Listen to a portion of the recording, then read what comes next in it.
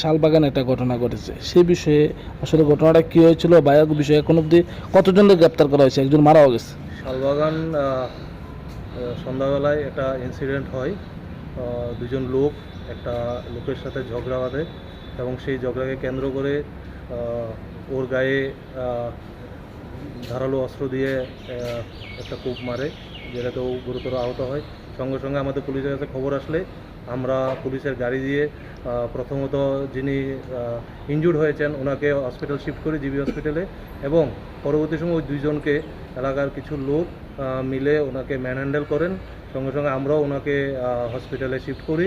হসপিটালে চিকিৎসারত অবস্থায় লাস্ট নাইটে তার মধ্যে একজন মারা যায়, ওনার নাম রাকেশ দেবনাথ।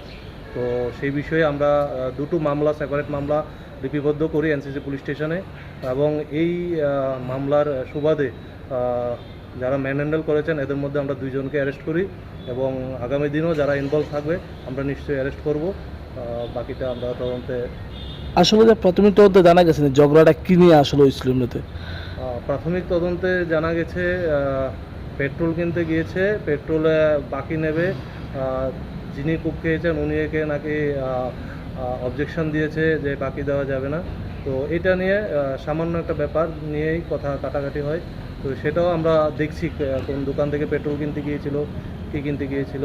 এক্ষণে যেহেতু ইনজুর্ডও চিকিৎসাধীন আছে, তো সেটা অবশ্যই আমরা ভেরিফাই করি। যাদেরকে অ্যারেস্ট করা হয়েছে তারা কি করে এবং তার বয়স মানে নামগুলি কি কি স্যার?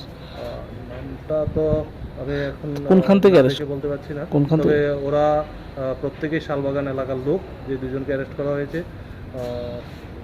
ওদের বয়স অনুমান 38-40 হবে, 40-42। তো ওদেরকে আজকে আমরা কোর্টে প্রেরণ করবো।